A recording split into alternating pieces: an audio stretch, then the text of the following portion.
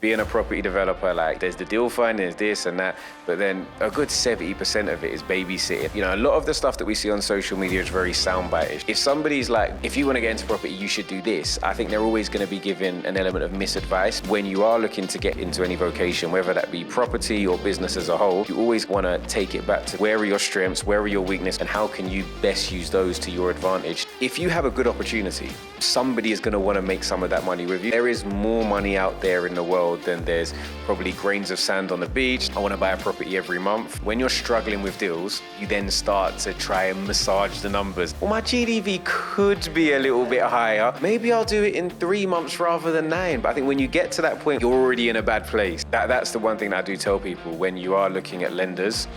Cheapest isn't always fit for purpose. Hallelujah. People often talk about multiple streams of income, which is great, but most really successful people don't start running 7 businesses at once. They start with... If you were to pick one of those things and you could double down and go for it. Without a shadow of a doubt, I can tell you what I should have done.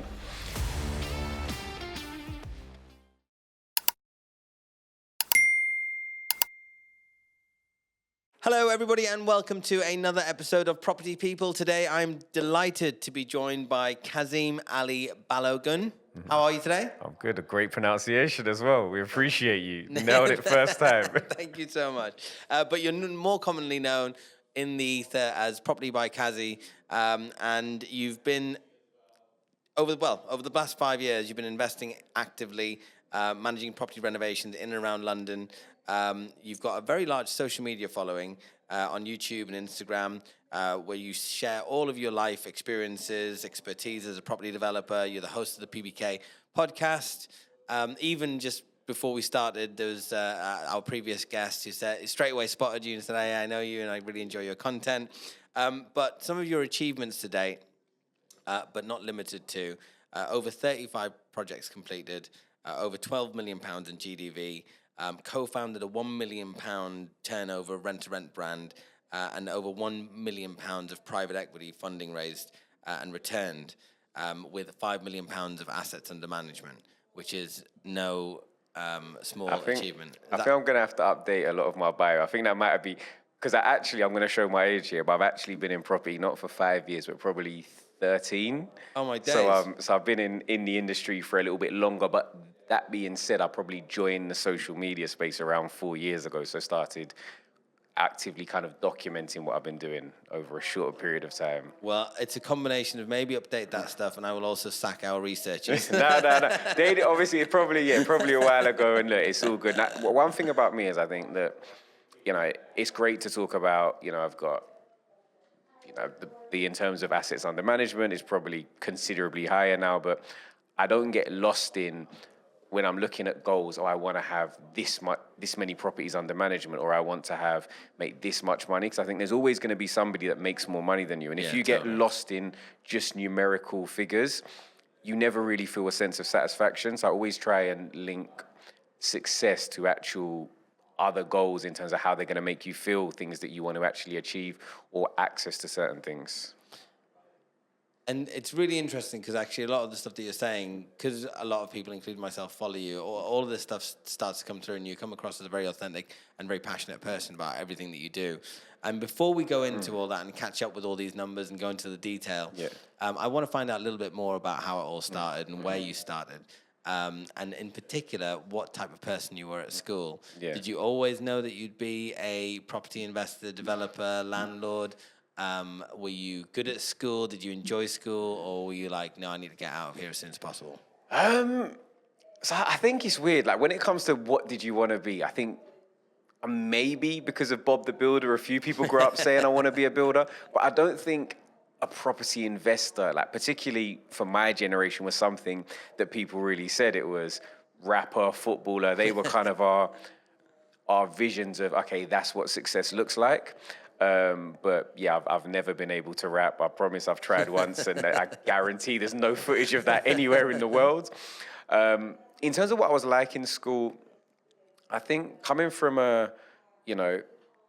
that's my dad's Nigerian, first generation migrant, those sort of West African values, even if I wasn't the best behaved, I was always respectful. So I might be chatty, I might be, but I was never like, I always got on with my teachers. And I went to a school that, although it was a public school, was quite strict. So I think of like the sort of 10 black boys that were in the school by year 9, I think there was like 3 of us left. Right. And it was a very sort of strict environment. But I think because I just always had that kind of core ethos of family values and respect, like, you know, managed to do reasonably well in school and did leave with, I want to say, 10 plus GCSEs, which... So at 16, you didn't decide to go into kind of A-levels or higher education or anything like No, that? I did. So, yeah, so I went, and I kind of always tell this, so I went into college, and again, it was kind of, I went there because that's just what everyone was doing. So I didn't want to stay at school, went to college, and that's what everyone was doing. But because it wasn't really for me, ended up doing an extra year because I was messing around. Sometimes I used to drive my car to college and then just sleep in the car outside because I couldn't tell my mum I wasn't going. But at the same time, I was like, oh, this is not for me. Ended up doing an extra year, then went to university, went to Brunel in West London. Oh, cool. And same thing, was there for a year, second year, and ended up dropping out. So at that What were you point, studying in Brunel? economics. My wife went to Brunel as well. She did engineering there. Yeah. Okay, yeah, it's a good university, good vibe, like, you know. But again, it wasn't the right time for me. I was more going because it was kind of like status quo. That's what everybody's supposed to do. But as I mentioned, I did an extra year of college, then next year in university, and then kind of just took a gap year, not really doing anything. And I think I had this moment where I'd spoken to, like, you know, my dad, and I was just like, look, like I've dropped out again.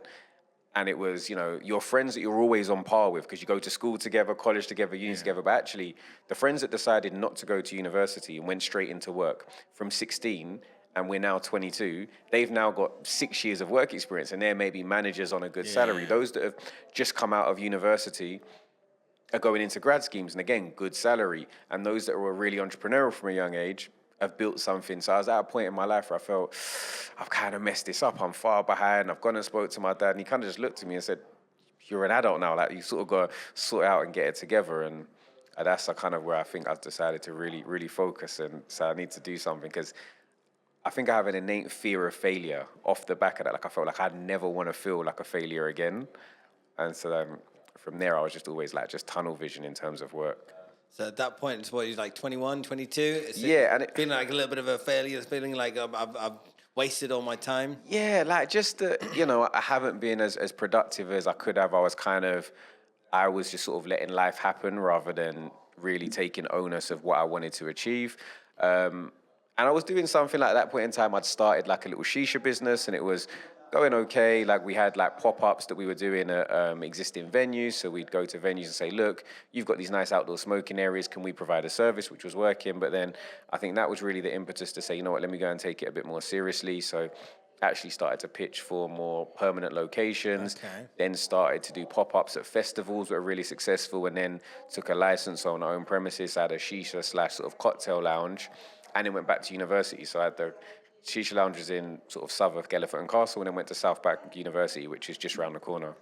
And I actually end up graduating in the end. Oh, you did do it? Yeah. So I did, like, sort of with albeit with probably like about a 30% attendance because I was doing a lot at the same time. But yeah, I made it through, and I think, yeah, that degree's been super valuable to me in terms of my own progress. Any kind of knowledge of how everything works. Because economics is actually the distribution of resources, which is helpful concept. Exactly. I mean, it's efficiency. It's such, because these classes, although it, you know, people that study it generally kind of sit in the business space, it's classed as a social science because it really gives you a good base and understanding of almost any conversation. Like, you can walk into any conversation with an economics background because you understand, like you mentioned, the flow of money and assets and supply and demand. You can have some type of input, which I think has always been valuable. Yeah, I economics, I studied at A-level, and I found it very, very useful in understanding the world around me. I studied sociology as well, which also helps, but not so much for business, but I think just getting on with people and organizations and stuff. So you've got that entrepreneurial spirit straight away, because most people at that point are thinking, right, let me go and get a job.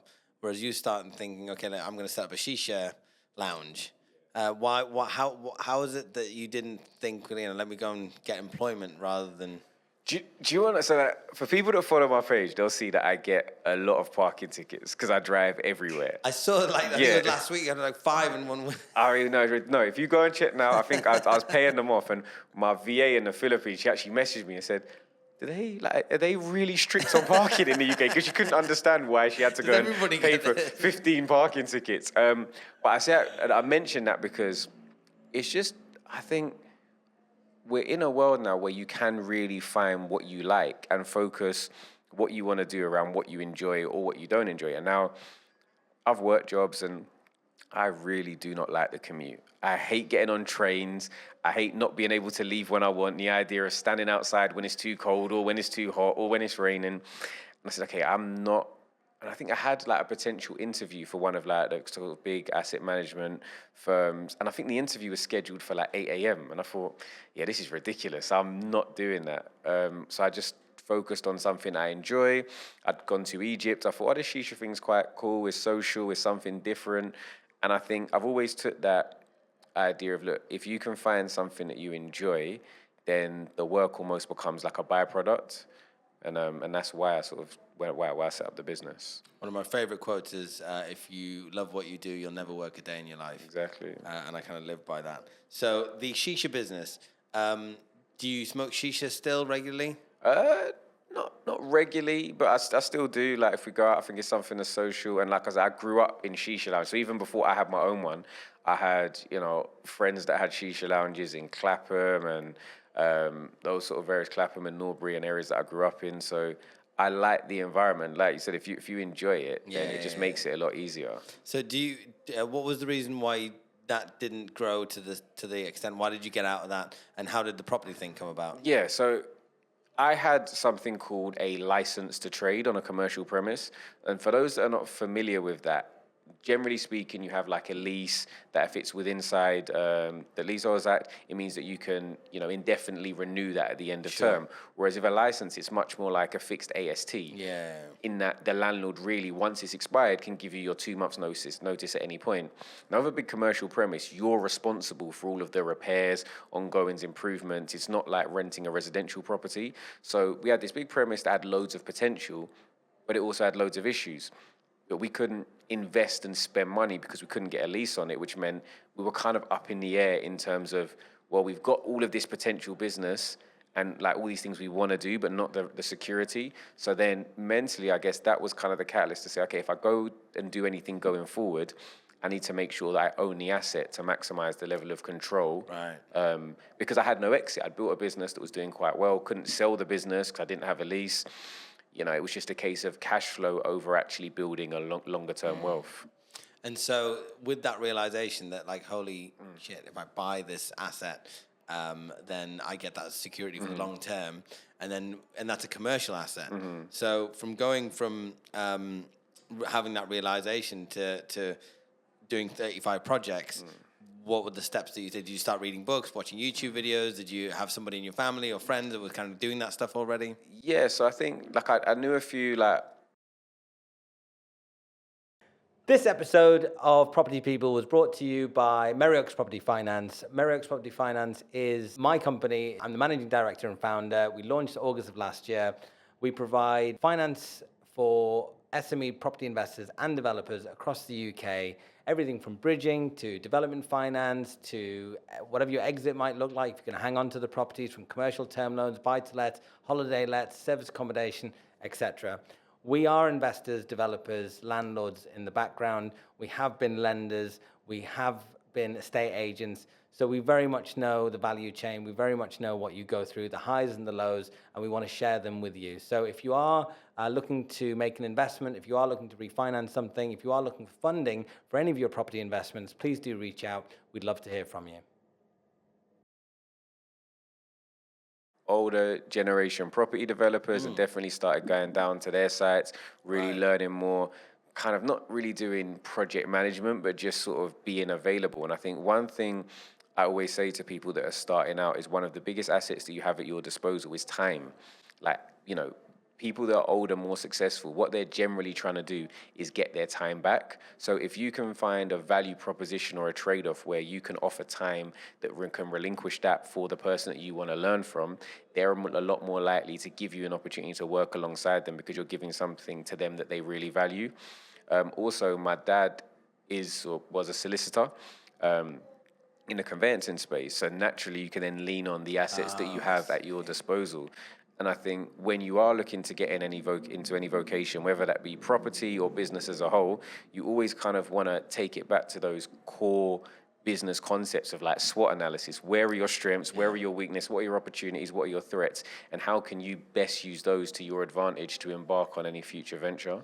And with your father being a conveyancing solicitor, did you never think that that would be a good career for you? Do you know what? Because if you know me, I can argue until the cows come home, until it's dark outside, and then So I thought, I'm going to be the best lawyer ever. Like, I'm going to be a barrister, and I'm going to be there, you know what I mean? Harvey Specter will have nothing on me. But then when I was doing my A-levels, and again, this is just timing, the universe, like destiny, whatever it's supposed to be, but week one into my A-levels, my law teacher had a breakdown and left, so I had a substitute teacher for the entire year and got like a U or something. So that was like the end of my kind of, this isn't really panning If you out. didn't have the teacher that inspired you, it's like not making it fun, not making it interesting. Literally it was just a case of a different supply teacher every day, right, open this book, and but yeah, I think there's this kind of, this saying that, I think we're generally always exactly where we're supposed to be. And I was supposed to be in that class that didn't make me a lawyer because maybe some of the things that I've been able to do, I probably wouldn't have been able to do them if I would have gone down that route. But yeah, again, hindsight, it's definitely a career path that I think I would have shone in. It's not something that you kind of shied away and thought, no way am I going to do that. It's really old, fuddy-duddy, it's boring. No. I think it's one of the great things about being exposed to having that that's done really well for himself as a lawyer is you end up, for me anyway, being proud, and that sort of like being proud of your parents. You don't look at it as always something I don't want to do. It's a very respectable profession at the end of the day. No, and here's my thinking actually, because conveyancing, property transactions, in the property market, speaking to investors and developers and lenders, which we deal with a lot. Solicitors are pivotal. They're the ones that actually will close the deal for you. Everybody else wants to do the deal, but until the solicitors say so, nobody can do anything.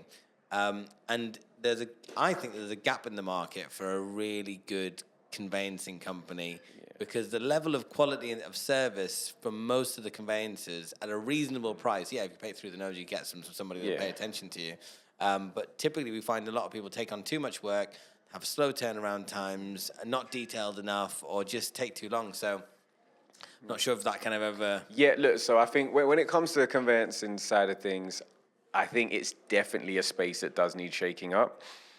I think if you actually, conveyancing is not cheap, but for what they actually do, it's very cheap. Like, to charge sort of £1,500 to go and read through, sometimes hundreds of pages of legal, and if you miss one thing, you're held liable, is a lot of work. So I think particularly when we look at more pressured sales like bridging, auction purchases, that I think conveyancers probably are underpaid, and that's why they have to do volume, and which is why they're not really responding, and in some cases they do the bare minimum. But I think you have to build working relationships with the people in your quote-unquote power team that work for you. And if you know you're buying properties with a short lease that maybe have issues on title, that have existing covenants, that have all these other problems, you need somebody that is good enough. You need that fit for purpose. You can't go and get bottom of the barrel, just basics, because they're going to miss things. And one of the biggest things in property is how it differs from a lot of other industries. Mistakes can cost you tens, sometimes even hundreds of thousands of pounds. But sometimes it's pay to play. Absolutely, totally makes sense. And it's interesting that you've got the insights around the kind of dining room table. I'm sure you've heard some stories.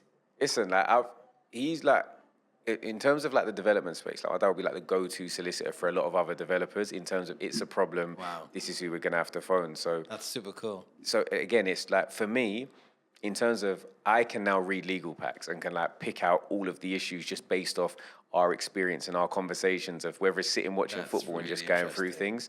But I think use what you have at your disposal. A lot of people sometimes shy away from, because this person does this, I want to do it completely differently. But why would you not use what you have potentially at your disposal to maximize your efficiency? Absolutely. Look for the competitive edge.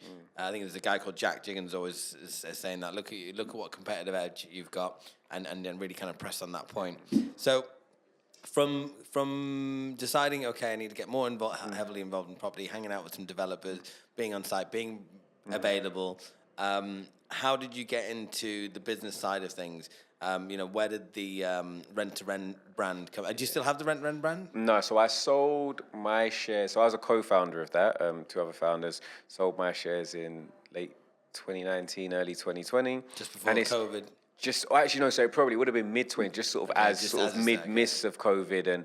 But ironically, that's, when we talk about mistakes, at that point in time, we went from a business that was maybe making, 20, 30K a month to losing 10, 20K a month because occupation with rent to HMO dropped off a cliff. But if we would have kind of rode the economic roller coaster, would have had 5-year contracts at sort of £1,500, where previously rents were 500-600, that are now 800-900 to 1,000. So in terms of hindsight, it's always a wonderful thing to say if we would have, could have, but then it's always, well, what would you have missed out on? Should you have spent all your time and efforts focusing on that?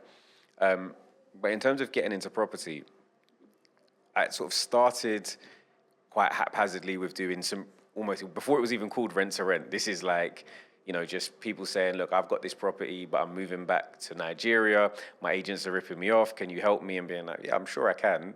And then realizing there's actually a margin. And I think that's what a lot of entrepreneurship is. It's just being able to spot an opportunity to make money, in the middle. And that's kind of where I got started from a cash flow perspective. Interesting. And then off the back of the shisha business, shisha's markups are ridiculous at that point in time. We were talking like 1,000% markups on products, in terms of selling shisha. So managed to save some good money. And I've always been what I guess you would class as an active learner. So I learn through doing. So I'd kind of seen, okay, this is it, understood the concept of refurbs, and so saw somewhere at auction. I remember going to speak to my broker, and he was like, you want to buy a property at auction for your first property, and you don't have a residential mortgage, and you don't have a job? He's like, yeah, this is a real baptism of fire. And I said, no, I've done the numbers, trust me, it's gonna be okay. And it was in the end. It was a 1-bed that we converted to a 2-bed. Bought it for approximately just over 200,000. I think it was about 205 to 210, and then ended up selling for 307, I believe. Oh wow! After again at that point in time, it was a really sort of shoestring budget. It was just a case of, look, who can we get in? How can we get it done? But managed to make it work and learned a lot along the way. But in terms of proof of concept, it's like, okay, this actually works. So, and whereabouts is 1-bed to 2-bed? That was in SE26, so Sydenham, Southeast London. And you bought it from an auction house. So you went to bids, won the bid. Was there any? It was just like run down. There was no, because you looked at the legal pack. There was nothing. Yeah, so it was being sold again, which is a strategy. It was being sold by a housing association, which does mitigate the risk a little bit. In that, of course, there can still be things wrong with it, but generally speaking, these large institutional sellers have to sell properties at auction because they have to sell transparently for the highest price. Yeah. So they're not necessarily. A lot of properties now in auctions are from traders, or people that have had issues on the property, or people that unfortunately are like duress sellers. But again, there can sometimes be a can of worms, whereas with the housing association stock, they are lower risk. So legals are okay. Yeah, it was like very dated. Communal area in general wasn't the best.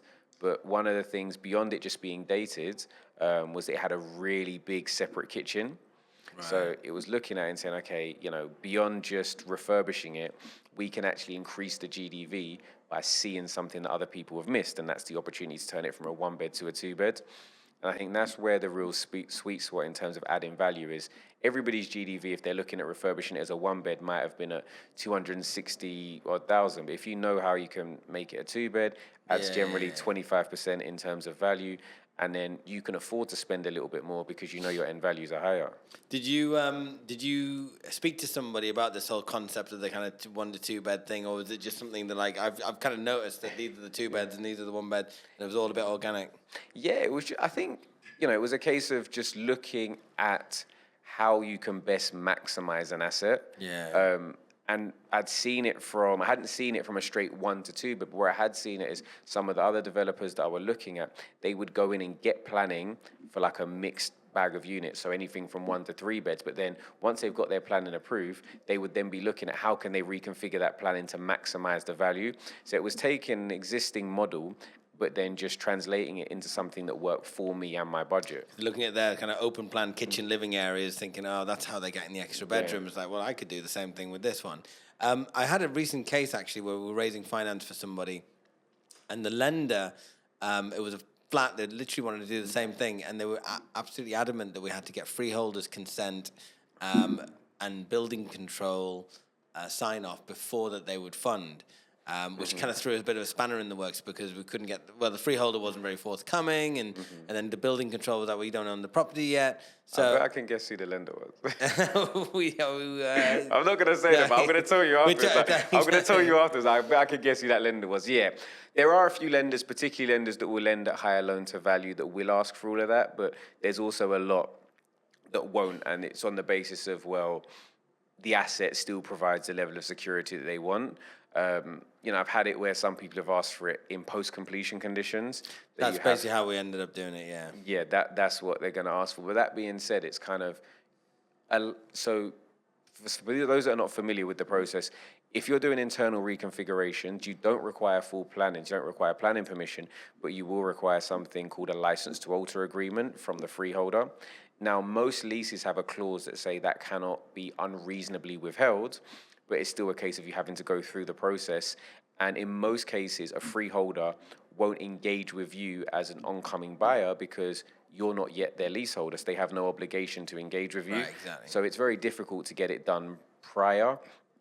So I now generally shy away from lenders that have it as a prerequisite, and will work on lenders that are just basing it off the asset value. Yeah, no, it totally makes sense.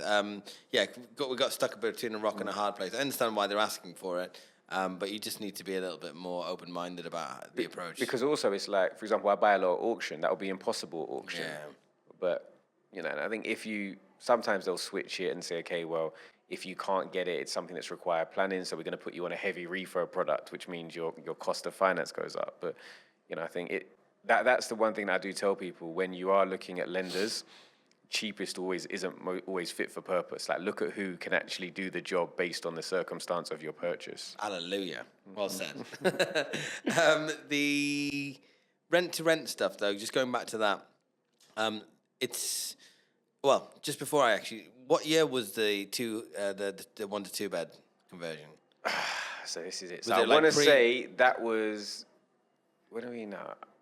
I want to say that's 2013, something like that. Okay, so that's come quite some way back, and then since then you've kind of built so up 2013. So it's basically 2013 was like, okay, cool, this works. I can make some money, and did a few of them. But then I realized if I carry on doing it this way, I'm going to keep spending the money that I'm making, so I don't have a job alongside this. So which was why rent to rent was a means to an end of providing cash flow, whilst the flipping was providing the capital appreciation and and the capital growth. And the cash pot that grows whilst your income, that's your day-to-day expenses coming off the rent-to-rent stuff. So that's the kind of, again, already like multiple streams of income, property income. For those that are wanting to do things like rent-to-rent, is it something that you today still advocate? It's a great like property strategy because for me, it's like running an operational business, like a letting agency or like a finance brokerage like mine, rather than an asset management business and a development business. But both have like their space, and as long as you're making money, it's like who really cares? But from your perspective, what's the good and bad and ugly about rent to rent, and do you still like it today? So I think, like, as a starting point, like, a lot of the stuff that we see on social media is very soundbite-ish. So if somebody's like go-to is like, if you want to get into property, you should do this, I think they're always going to be given an element of misadvice, because your this is always going to be based on personal circumstance. And rent to rent is going to be amazing for somebody with a very specific set of goals. But it's going to completely miss the mark for somebody else who has a different set of goals. And I think so. Rent to rent is good, for cash flow. It's good that it's lower barrier to entry. Yeah. But I think when people are looking at rent to rent, they need to actually do, and this is something I'd advise everybody does. If you're looking at getting into rent to rent, do cash flow forecasting over the next 3 years and work out what that looks like. Because particularly if you want to scale the business, if you say, okay, I'll start with £5,000, I'm going to go and take a property on, I'm going to pay the deposit, first month's rent, and do a light refurb, and that's your 5,000 gone. That means you now can't do another property if you're making £500 a month for another 10 months. Yeah. And then you now come in and it's, but also if you've got, so for argument's sake, let's say in a 3-year period, based on reinvesting all of your profits, you could maybe be at 5 properties in 3 years. And if your goal is to get, and for argument's sake, just saying that they'd make £500 a month, that means in 3 years' time, you're making £2,500 a month. And if that's what your goal is, then you can build an ecosystem that can allow you to get there. If we need it to be bigger than that, you can't take a salary at any point off that because you're constantly having to reinvest your money. So I think it's really understanding what your goals are and how rent to rent is going to allow you to achieve them. And at what point you're maybe going to say, okay, and at this point, I'm going to go and do something else. I think too many people get stuck in the cycle of, I just want to build it as big as possible, but never actually get to take any personal remuneration out of the business because it's constantly being reinvested. Totally agree. It's one of those things, it's like start with the end in mind and then work out whether that's actually the route you want to go down. And I say all of that from making the mistakes of not doing it. So I'm not saying that in like a patronizing way, but I say that because I've been there where we say, okay, we want to get to 10, we want to get to 20, we get to 50. And it's like, okay, but we're not really working towards a goal. We're just working. Yeah. It kind of... Which to a certain extent, our previous guest was always like, his general approach has always been I guess the Richard Branson is like, screw it, let's do it. We'll work it out later. And if it works, what's the worst that can happen? Lose a bit of time, lose a bit of money. But we're going to learn stuff. And he said, so actually through some of my biggest challenges and through some of my biggest failures, I've actually come out a lot stronger at the other end. But at the same time, if you can have a little bit of foresight, I guess, and learn from other people's mistakes, I think you can't go far wrong at the same time. Definitely. And it's interesting that you mentioned cash flow forecasting, which is a skill. It's an accounting skill that I think a lot of people don't talk about or don't teach in as a business principle in general. So when it comes to kind of P&L and looking at your balance sheet, but for me, cash flow forecasting is like the oxygen, and you can't survive without. You can actually be making losses, you can have a negative balance sheet, and you can still survive. But with a negative cash flow forecast, you literally will go bankrupt from one day to the next. So who was it that, how did you come about kind of like learning these? Did you learn through your economics degree? I feel like I learned them in like year 10.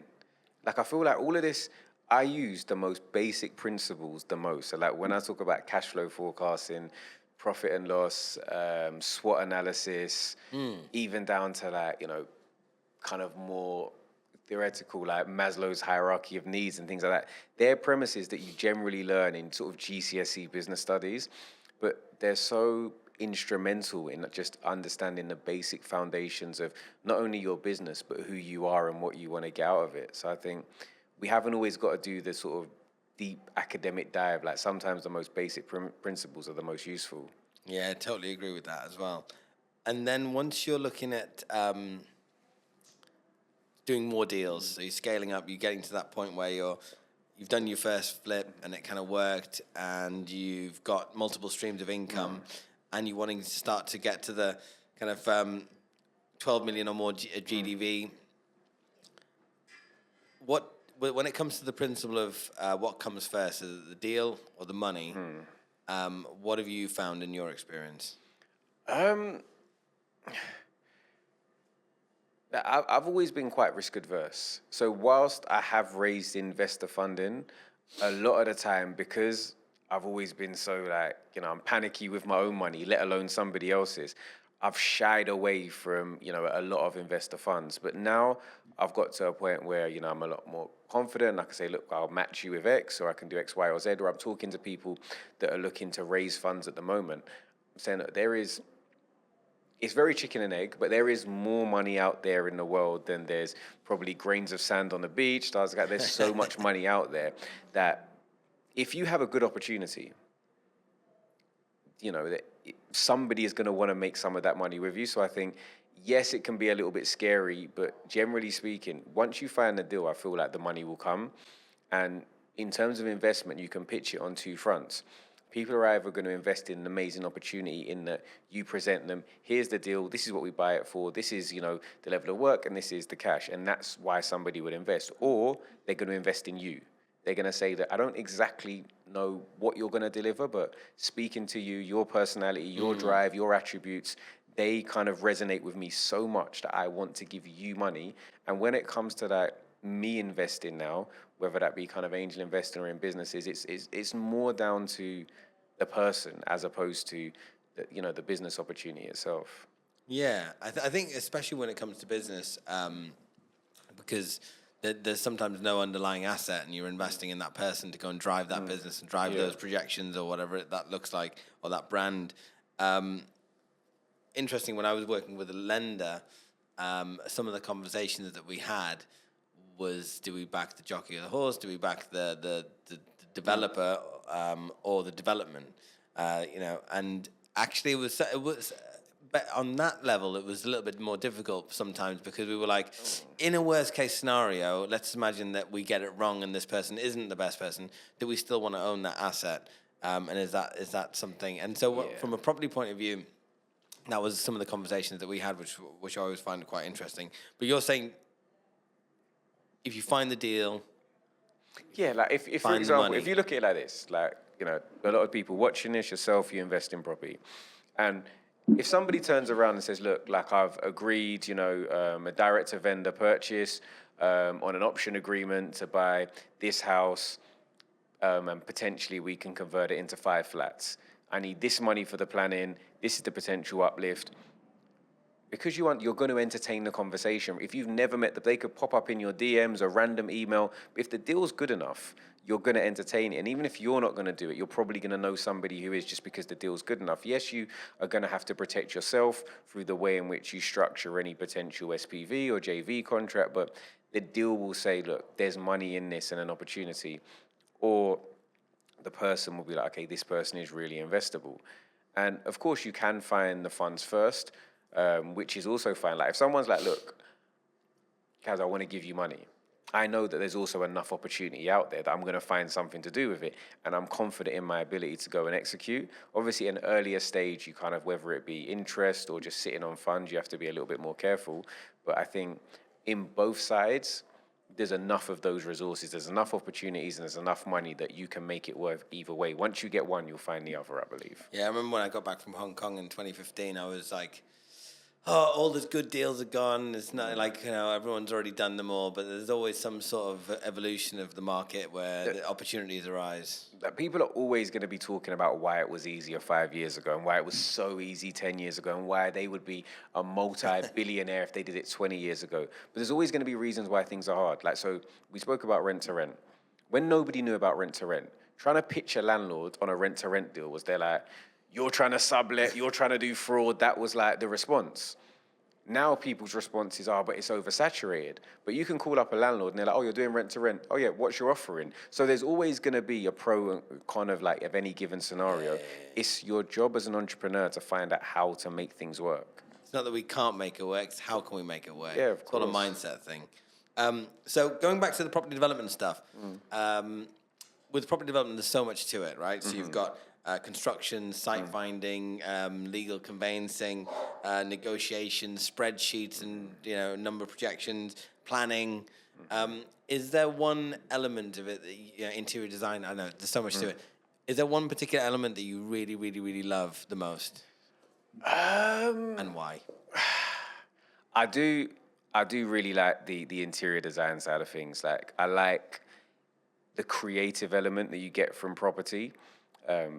Being able to take something that's really rough and ready, unloved, unlived in, uninhabitable in some instances, and you actually create in a home.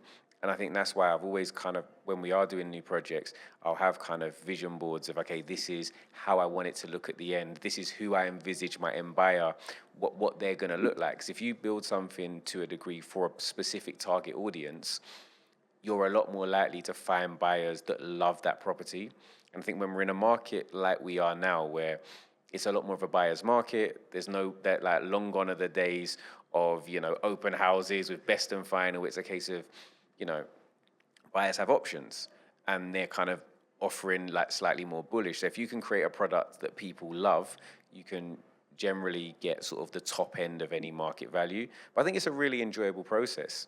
Like actually being able to say, okay, you know what, I think I'm going to use, like if we look around this office and say, okay, you've got the anthracite grey windows, I think they're going to go really well with the floor, and then we're going to do X, Y, and Z, and we're going to use these brush sockets, because I think they're going to look better with the type of ironmongery we're using, and just all of those little details coming together, especially because you spend so much time in, like, even if, like, forget big build projects where you're starting in the ground and foundations, even on a refurb, you spend so much time where it looks a bit grotty, then you rip it out and it looks terrible. Now you're doing first fix and it's dusty and there's rubbish everywhere, and now you're finally getting to plaster and it's boring, and getting to the point where so much hard work goes in behind the scenes beforehand that when you get to the stuff that people are going to finish, I feel like you have to enjoy that part, not to kind of get almost like burnout from doing projects all the time.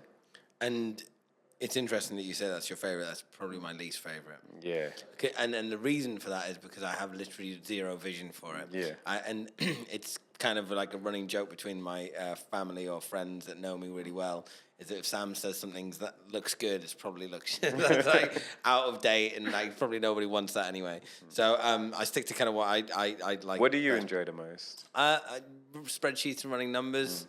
The thing is, I do. Like, I live in spreadsheets, like from being like economics background, we love a spreadsheet, we love the numbers, I love finding a deal.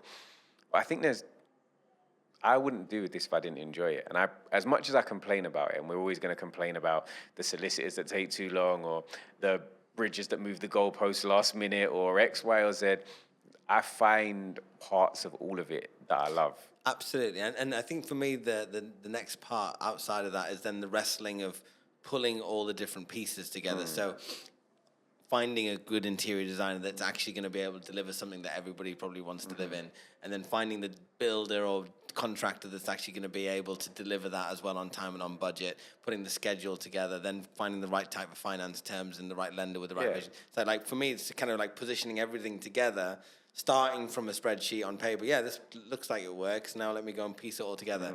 But certainly, I mean, the next bit that I don't like is the actual contracting work and like actually hanging a door or doing the plastering. That's never been. I've still got soft hands after a long time in the industry, so I've always shied away from that.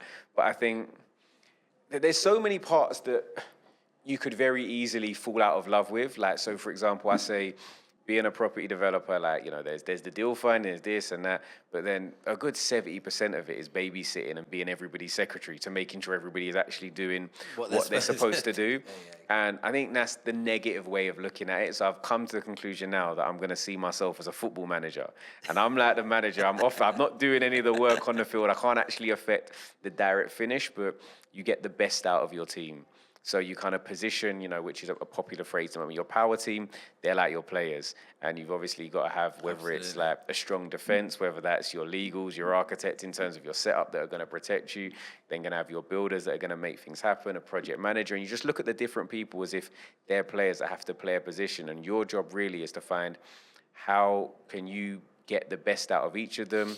When do you potentially need to, go to the transfer market and upgrade and say, these people are not doing enough. I need to get somebody better in to keep pushing the boundaries of how far we can get as a business. And for a lot of us, myself included, making those hires and actually being able to let go of some responsibility and take people on board to grow the business is probably one of the hardest parts. And for me, one of the most satisfying as well, because you're giving employment to other people, giving people something to work hard for, income for their family and all that sort of stuff. So, and that's part of the whole deal of being an entrepreneur, is that you create all this value for somebody else to benefit from. So the idea that I like the analogy of using sports. Actually, I do that a lot as well. Do you have a football team that you follow? Yeah, so I'm an Arsenal fan. We didn't quite make it last season, but we're trying. Yeah, it's a shame. 2 years in a row, no trophies, and you've had a good season. Man United wins 2 trophies in a season, and It's it's one of those things where no one's going to care in the future. They're just going to remember who won what trophy. Like, there's only going to be a few people that were there for the season. So, history is written by the victors. So hopefully we're going to write some history next season. Well, in the future, I don't know, people are starting to get awards for participating, so you might get... That's what Newcastle United, I'm hoping that's the award we're going to get one day, because we've been participating for a very long time and not won anything. But we digress. Back to property and what's the biggest lesson that you've learned in your career over building everything that you've built so far today? So I think there's loads of intricate lessons that I learned, but I think I probably learned one of my most important lessons quite recently. And when I used to do speaking engagements and events, I would always start with, people introduce you and they say, Kaz, you've done rent to rent, you've done service to accommodation, you've done new builds, you've done, office to residential, residential to residential, loft space, airspace. I thought that was my win. I've done everything. But in hindsight, I think not specializing and not focusing earlier on a specific niche within the industry is probably one of the biggest lessons that I learned. That if you find something that works, if you rinse and repeat that, you're going to become more efficient, more adapt to it. You're going to spot better opportunities. You're going to make more money in it. And people often talk about multiple streams of income, which is great, but most really successful people don't start running 7 businesses at once. They start with one really good business that allows them to create subsidiary businesses or vertically or horizontally integrate into other businesses that run alongside it that then give them an income stream. And I think that's one thing that I definitely didn't do. I didn't specialize, because even with the 1 to 2 beds, I've done loads of other things. I still do them now. But if I would have said, you know what, I'm going to go and do every house on this street now, I would have been way more efficient. And so I think in terms of lessons, for people that are starting out, I'd say, look, you're going to on Instagram, every week you're going to see somebody saying, serviced accommodation is the new thing, assisted living is amazing, X, Y, or Z is great. Residential to, commercial to residential is flying right now, but you're going to get that shiny penny syndrome where you feel like you need to do everything, and you really don't. You can do one thing really well and be amazing at it. Yeah, I the shiny penny syndrome, shiny penny monster. And to be honest, in my career for 20 years, I've done a similar thing where I've jumped around from this, that, and the other. So I've started out as an estate agent, done a bunch of investments, become a landlord, then moved into finance as a lender, now a broker. Although it gives you a really good, broad view of the market, and I'd like to think that I've had a lot of experience over time. It is true that perhaps there would have been, if I just stuck to being an estate agent from the get-go, I could have maybe had a big business, a big chain or something. Because there's this economic principle of the benefits of specialization. And let's say for example you've got a company like Germany and Luxembourg. Germany might be more efficient at making farming potatoes and apples. But if they do both, they're never going to maximize their efficiency. So they're better off them doing apples, like Luxembourg doing potatoes, and then trading, and they'll find they're still more efficient.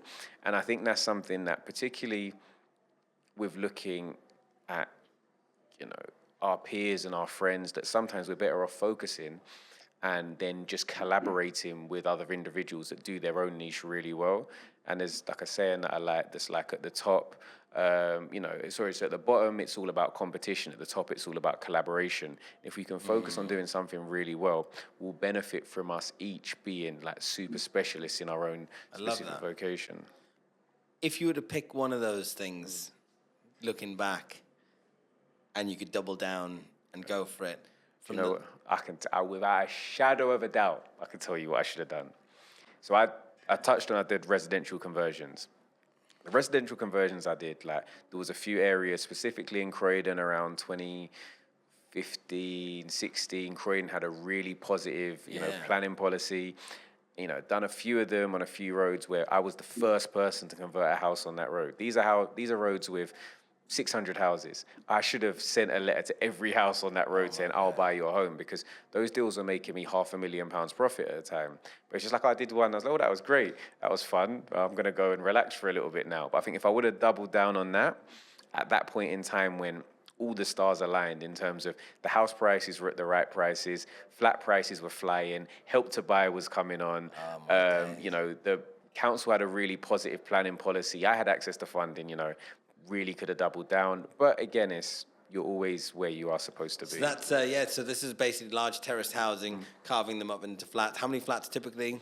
So worst case, they did a couple that were only 2 units, but generally speaking, it was sort of 3 to 6 units. Because that was something in, when I was an estate agent, I used to operate around Hackney mainly. Hackney Yeah, and so that Harrogate. was a big area for it as well around. Yeah. Sort of that was sort of 10 to almost 15 years ago. Yeah, but so that was so exactly. So yeah. when I was trying to do it again in 2015, I found like, oh, you can't really do it anymore. And or most of the big houses that require certain type of planning were already done. And then I never occurred to me to go kind of further afield. I thought the whole of London had been done. But you're saying you found quite a good patch for it in Croydon. And it was, really, really good patch. And Croydon, and other areas as well, but Croydon specifically. And I think if you look at like the model there, you were buying houses for 450, 500,000, you know, doing a single story rear extension, a loft conversion, and a full renovation, and getting 4 units that were selling on average for like 300 to 350,000 pounds, potentially more depending on like, you know, the size of the units. But the uplift was amazing. Opportunity doesn't exist anymore? No, it's still there. So I've still got, so at the moment, I've got one that I'm doing at the moment. Again, very similar model. They're harder to find. Yeah, sure. And a few things have changed. So when we're looking at the residential conversion space, for those that are not familiar, you have like your national planning standards of stuff. So you have to think about amenity space, like parking, or again, PTAL ratings if you don't have the relevant parking.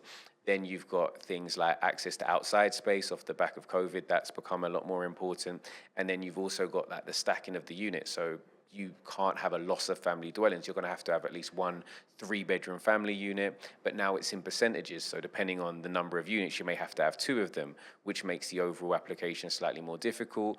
Also off the back of like some tragic events like Grenfell, you've got increased fire safety, which means you now have to have like an AOV, which means you have more communal space, so less space to actually make flats where the money is. You've got more space because you need the like automated opening smoke vents and things like that. So things have been made harder, but that being said, we've got 1 in construction, 1 going, well, and then 3 other schemes going through planning at the moment.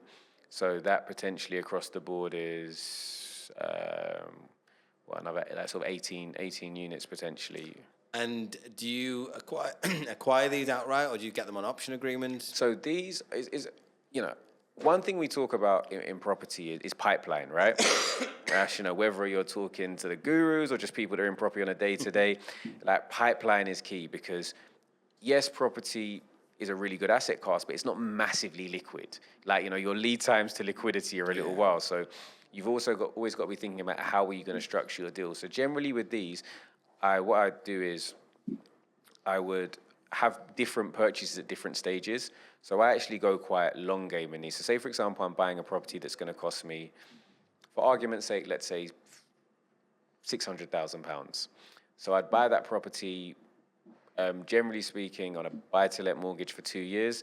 And during that period, you know, I'd be doing my planning, probably pre-planning, go back and forth, maybe start at the minimum that works at 3 units, then go back in down the line. But during that entire period, the property would just be rented out maybe to a social housing provider. So I've effectively got no cost of finance for the initial term, and we're buying with a 25% deposit, using it completely fit for purpose, and it's bought on a buy-to-let mortgage being used as a buy-to-let property.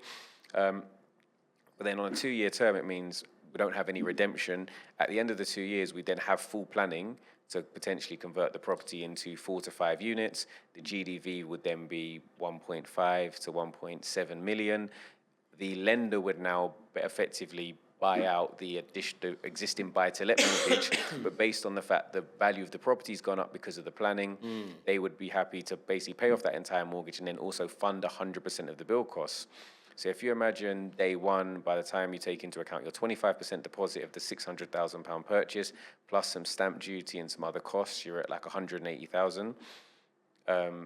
You then borrow the entirety of the build cost, which might be a further 400,000. But if the profit margins are on things like that are close to 500,000. Even if you extrapolate that, your 180,000 is all you've had to put in to make 500,000 over a 3-year term. You're still looking at like 70% ROI, but you have those projects at different stages. So I have one that we're just going through purchase to planning, one that's maybe planning's just in, we're in the middle of planning, one that we're about to start the build on. So we're always kind of looking to how we can best turn over and maximize that money. It's a very clever way of doing it, yeah, especially because you have to take a long-term view with planning stuff. So particularly specific like kind of like Croydon, Bromley at the moment, and some areas are great, like Hammersmith and Fulham, amazing. They'll turn around in 6 weeks and they'll give you your decision on the day. Croydon, if they reply to me in 6 weeks, I'll fall off my chair. And so yeah, because some people come to me for bridging for planning, and I always tell them like it's you're an adult and I'll do it for you, but planning takes a long time, and 12 months might not be enough, and then you got to think about all those additional costs and stuff. But if you've got an income producing asset that you can sit on, get on a relatively lower cost of finance, and then take it through that planning, and then it's almost washing its own face. It might not be making a fortune, but it gives you that time and that headspace, peace of mind to be able to secure that planning. It kind of makes it more worthwhile, right? Definitely. So finding deals, deal sourcing. Do you go to deal sources, auctions? You mentioned you bought something. You go direct to vendor, estate agents, commercial agents. What's your favorite? I might be sort of shooting myself in the foot in terms of I've just said I've learned from trying to do a bit of everything. But when it comes to finding deals, it probably is still very cross-palette in that I use deal sources. I buy on the open market. I buy based on existing relationships, and I buy at auction. This year, I'll probably say it's probably been about 50% through auction, 25% through open market, and then 25% on with deal sources. I said this year, I want to buy a property every month. So we're on 6 and we're in June still. So July is coming. So I have trying to tie up one more very soon. And of those, I think 3 have been auction, 2 deal sources, and 1 open market.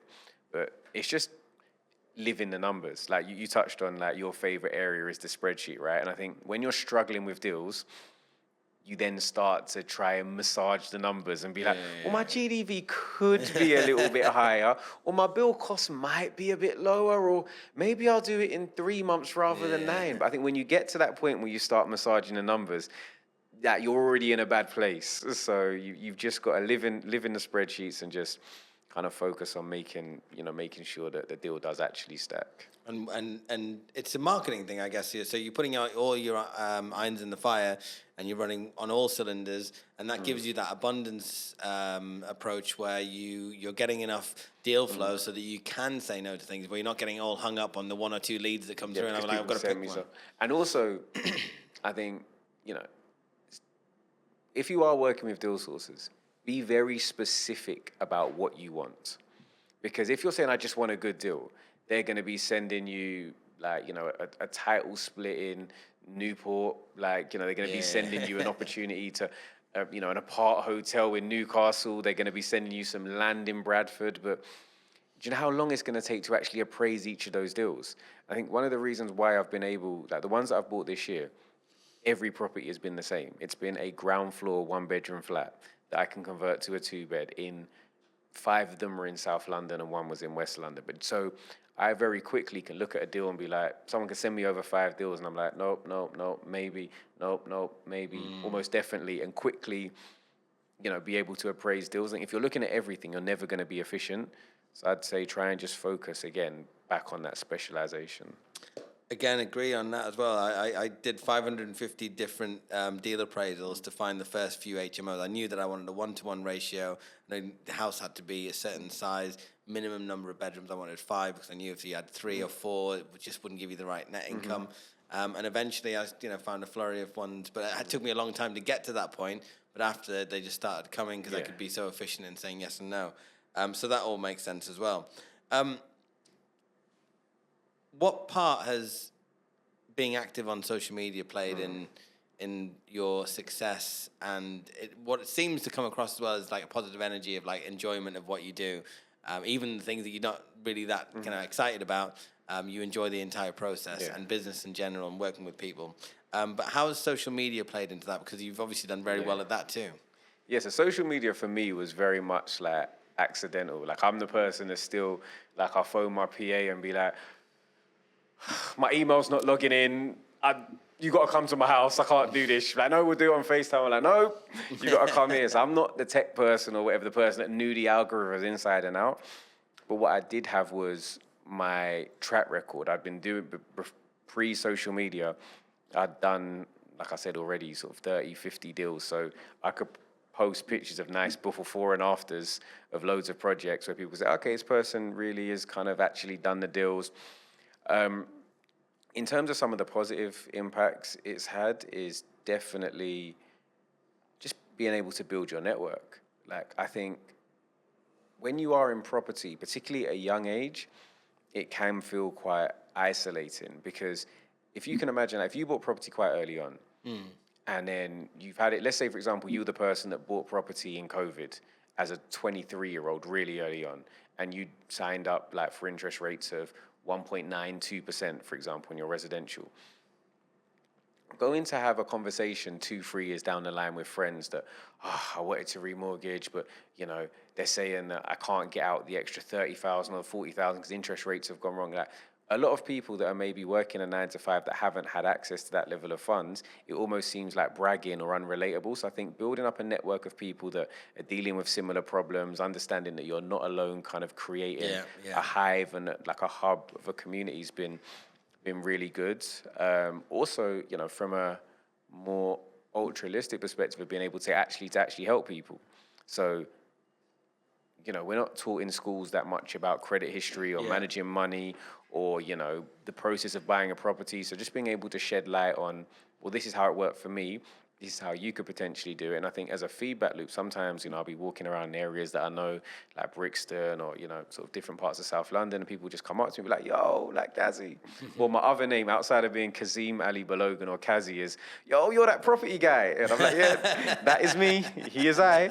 But having those conversations with like, yeah, I watched this video and then maybe our missus watched it and we just put in the offer and I think we're going to get it, like that kind of as a feedback loop to be like, this is amazing. You're actually being able to, whether it be like that 0.00001%, like kind of move the needle within your own community is a great feeling as a driver to keep doing it and to keep posting when it can get very annoying at times as well in the social space.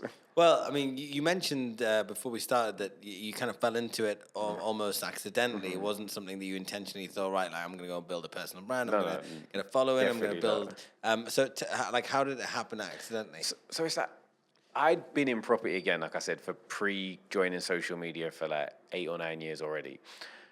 And no one really had much idea of what I did. It was just kind of one of those things you just go and do. And then, but anytime I told someone, they were really interested. So I was like, okay, you know what? I'm going to just use Instagram for what it's for, like posting pretty pictures. Here's before, here's afterwards.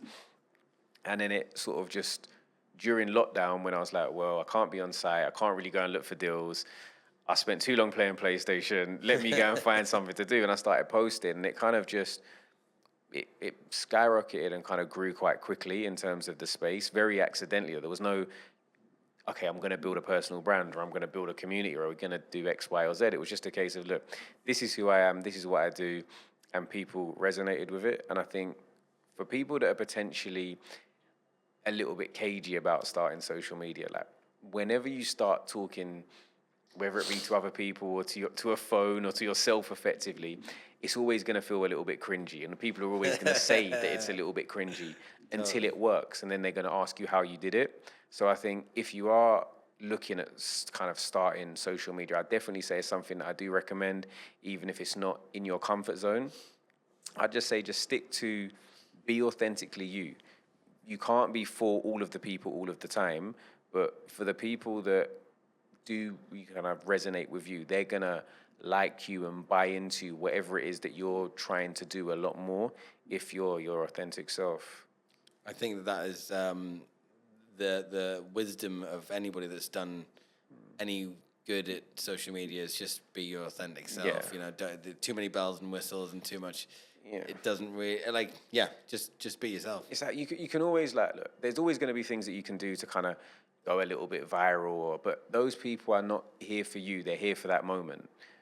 Versus the people that watch all your stories, want to do everything. When you do come to, whether it be you're looking to raise finance, whether it be you're looking to start a new business, it might not even be in property anymore. But people are going to buy into you so much that they're going to kind of be Team James, Team Jane, Team whoever you are, and they're going to be the people that are really going to want to ride for you and see you be a success.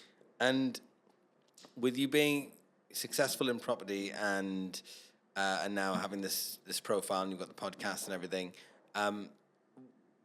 you're doing so many deals, 6 and then to 12. Like, do you have an idea of like 5-10 years what success looks like? Where is this all going? Is there a crescendo?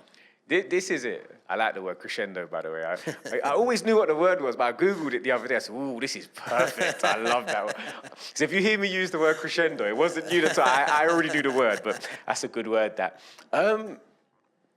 So there isn't like this accumulation moment where I say, if this happens, I would have arrived. Because I think you have to enjoy the journey. Yeah, totally. If you get stuck in the destination, you're forever going to be thinking about, but I'm not there yet, and I need to get to, whether it be I want to have 10 million assets under management or 100 million, I want this level of cash flow. I think so. I don't sort of get lost in that, and I try and focus more on whether it be the day-to-day, week-to-week, or year-to-year goals. And there's, of course, there's things that I like. So I said to myself, so I've got a place in Dubai and Nigeria and the UK. I'm looking at potentially buying somewhere in Thailand. I like the idea of buying somewhere in Colombia. I just like the idea of having places all over the world that potentially I'm using as Airbnbs, but I can at any point in time say, I want to kind of relocate for here for a little while or do X, Y, or Z. So I think that's kind of on my bucket list. I wouldn't say that means that I'm a success, but I would say that's definitely on my bucket list. And we also started the PBK community, which is effectively, for want of a better word, kind of like my group mentoring ecosystem. And we started that around 12 months ago. And that's probably where I'm getting some of the most enjoyment from, in that we started something 12 months ago where people have been asking me to mentor them since I started. And I was always like, oh, I don't know yet. Very much imposter syndrome. Am I ready yet? Can I do it? I don't know enough. I'm still learning. But, the response rate of the members that we've had have been amazing. We're just, it's non-subscription based. We've had amazing retention. And then when we looked kind of, okay, these are our members that we've onboarded, having 80 members. What do their next 12 to 18 months look like? And I think we're looking as a group at like a 50 million GDV, which for something that's still in its infancy is amazing. So I think taking that from strength to strength, and it speaks back to what my initial goal was of effectively making property development of investment more accessible. It kind of goes full circle back to that in terms of why the Instagram started in the first place. So I think, seeing that go from strength to strength would also be great for me. I think that sounds like a good community to be part of, especially with I think sometimes that actually, although that might not have helped you scale the earlier stuff, but the fact that you do have a broad level of experience can actually help the community. Yeah, definitely. From a community standpoint, I could be like, nope, I've made that mistake before. Nope, I've done that. Don't do it like that, but do it like this. And I thought, I'm always thinking like, what would I have wanted starting out? Because would I have wanted a mentor? Probably not. Like, would that have worked for me? But what I want is, I thought, okay, I would want to not make those expensive mistakes, and also have a team around me. So within the community, you have my architect, my solicitor, my accountant, my structural engineer, my estate agent, my broker. So when you join, like when you've got questions, they can help answer those questions. And then should you need somebody to employ on a full-time basis, you've also got somebody with a proven track record. It works really well for those that, are almost there. Like, okay, I want to do my first deal, or I want to scale to go into, rather than doing 1 deal a year, to doing 3 or 4.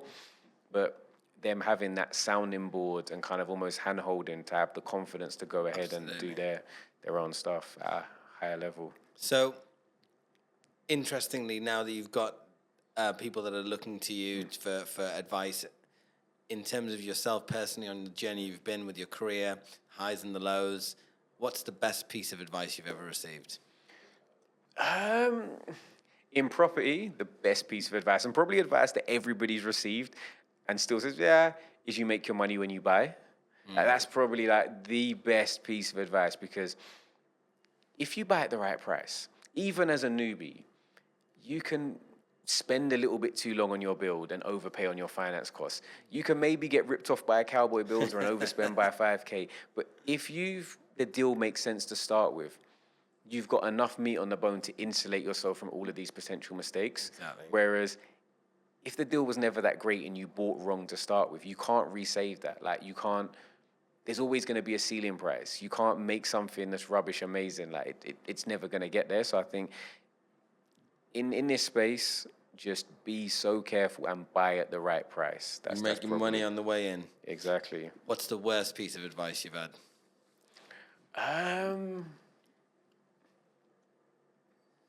Do you know what? The worst piece of advice I've had was probably on even just getting started.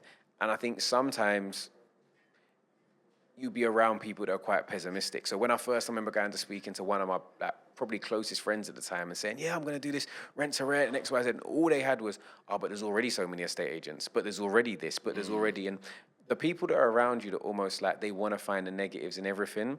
Sometimes you've got to look at, are they really aligned to the type of person that you are and really the type of person that you want to be around sometimes. So I guess what I say about that is the worst piece of advice, probably like we've heard in a lot of rap songs, but it's no new friends. Like, new friends are great. Make new friends, network with new people, like broaden your horizons, because if you only stay within your own bubble and be that big fish in a small pond, you're never going to reach your full potential. Agree. And final question, which is, this is called Property People, and you're obviously a successful property person. What traits does a person need to have to be successful in property? To be successful in property, you need attention to detail, because mistakes are expensive. You need perseverance, because builders, estate agents, and solicitors are going to test you, so you also need patience. And then finally, and probably one of the most important, is an ability to build relationships. So you're going to have all these different stakeholders that are going to be pivotal to your business, whether that be your elderly neighbor, like, your local council, X, Y, or Z. Like, you need to be able to build relationships with people across the board, because if you want to be in it for the long term, these are people you're going to have to constantly work with. And I totally agree with that as well. I've thoroughly enjoyed this session, and I think sometimes it's called Property People. We meet lenders, we meet brokers, we meet developers, but I think developers and investors are some of my favorite people that I meet, because kind of mostly what I've done over the last 20 years. And when I see somebody else as well that's kind of has this very similar mindset and has trod the same path as many other developers that I speak to as well, it just gives me a lot of joy. And I can see that I think you've got an incredibly bright future, even so that you've already done so much as well. So thank you very much for joining us. If people wanted to reach out, find you, join your community, what's the best way they can do that? So social handles are all the same. So PropertyByKazy, Kazy. LinkedIn is Kazeem Ali, that's ALLI, Balogun. And yeah, just reach out to me. In terms of the community, we are currently sold out, but if you join the mailing list, which is in the link of my Instagram, then you'll get first refusal when we reopen at the end of August. Make sure you send us those links. We'll make sure they're in the show notes as well. No problem. Appreciate you having me on. Thank you very much for spending time with us. Thank you.